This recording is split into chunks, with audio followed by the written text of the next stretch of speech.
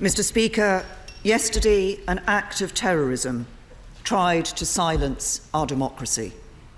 But today we meet as normal, as generations have done before us and as future generations will continue to do, to deliver a simple message. We are not afraid, and our resolve will never waver in the face of terrorism. And we meet here in the oldest of all parliaments because we know that democracy and the values it entails will always prevail. Those values, free speech, liberty, human rights and the rule of law, are embodied here in this place, but they are shared by free people around the world. A terrorist came to the place where people of all nationalities and cultures gather to celebrate what it means to be free. And he took out his rage indiscriminately against innocent men, women, and children. Mr. Speaker, this was an attack on free people everywhere. And on behalf of the British people, I would like to thank our friends and allies around the world who have made it clear that they stand with us at this time. What happened on the streets of Westminster yesterday afternoon sickened us all. While there is an ongoing police investigation, the House will understand that there are limits to what I can say. But having been updated by police and security officials, let me set out what at this stage I can tell the House. At approximately 2:40 p.m. yesterday, a single attacker drove his vehicle at speed into innocent pedestrians who were crossing Westminster Bridge, killing 2 people and injuring around 40 more. In addition to 12 Britons admitted to hospital, we know that the victims include 3 French children, 2 Romanians, 4 South Koreans, 1 German, 1 Pole, 1 Irish, 1 Chinese, 1 Italian, 1 American, and 2 Greeks.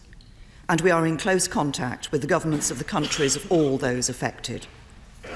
The injured also included 3 police officers who were returning from an event to recognise their bravery. 2 of those 3 remain in a serious condition. Mr. Speaker, the attacker then left the vehicle and approached a police officer at carriage gates, attacking that officer with a large knife before he was shot dead by an armed police officer.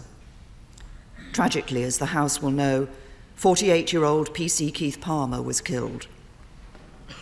PC Palmer had devoted his life to the service of his country. He had been a member of the Parliamentary and Diplomatic Protection Command for 15 years and a soldier in the Royal Artillery before that. He was a husband and a father, killed doing a job he loved.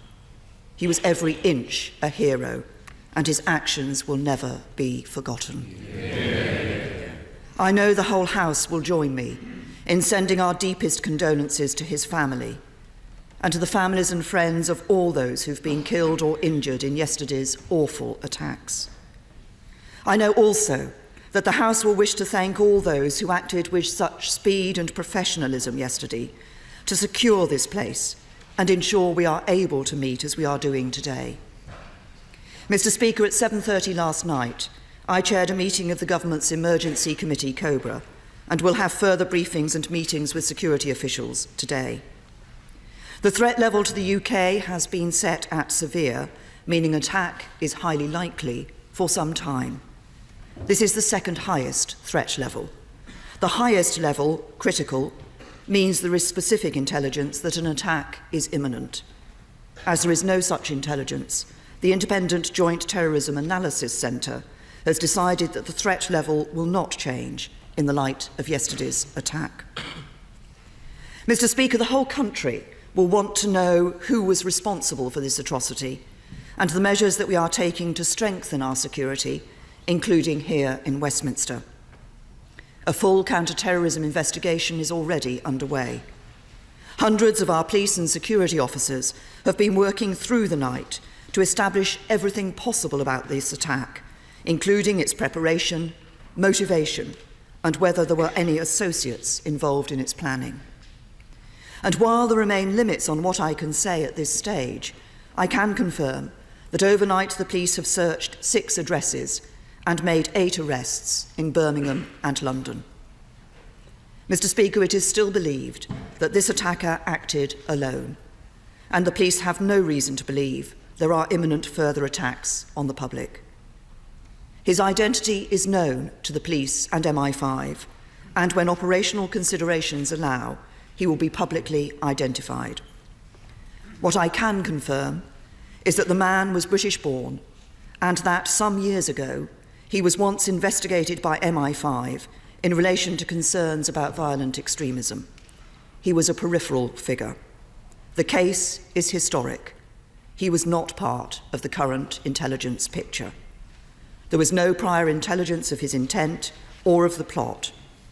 Intensive investigations continue.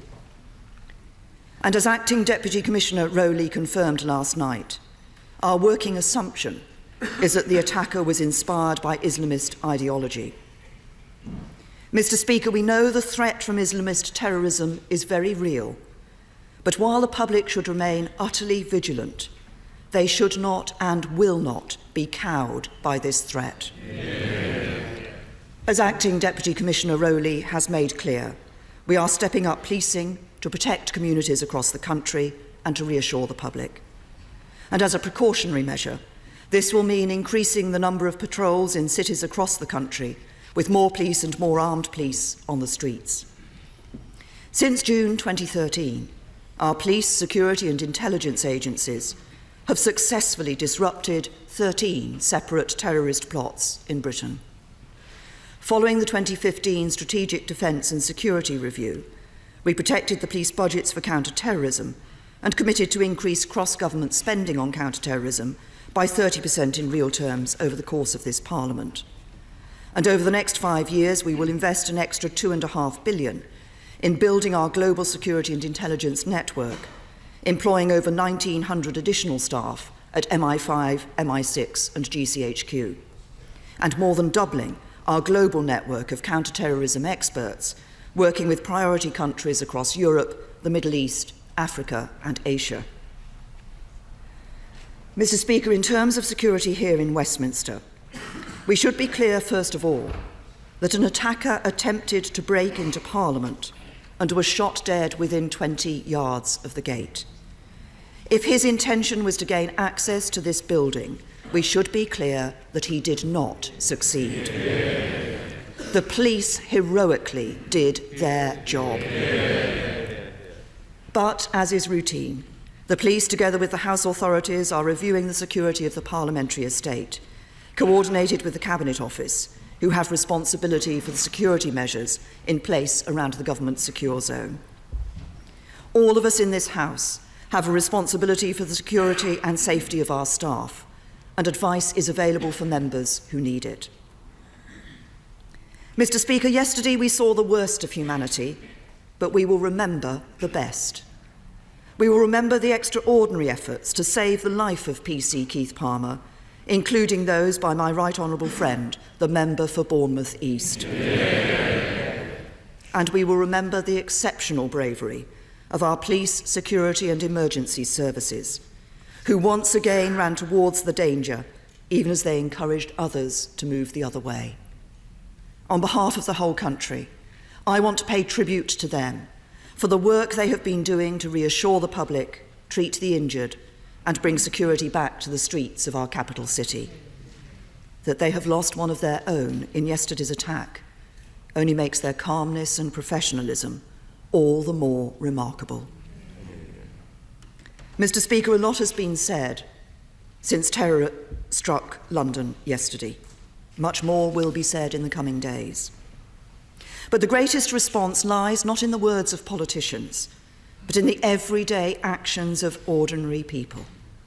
For beyond these walls today, in scenes repeated in towns and cities across the country, millions of people are going about their days and getting on with their lives. The streets are as busy as ever, the offices full, the coffee shops and cafes bustling. As I speak, millions will be boarding trains and aeroplanes to travel to London and to see for themselves the greatest city on earth. It is in these actions, millions of acts of normality, that we find the best response to terrorism, a response that denies our enemies their victory, that refuses to let them win, that shows we will never give in, a response driven by that same spirit that drove a husband and father to put himself between us and our attacker and to pay the ultimate price. A response that says to the men and women who propagate this hate and evil, you will not defeat us. Mr. Speaker, let this be the message from this House and this nation today. Our values will prevail. And I commend this statement to the House. Ignition. Lift off.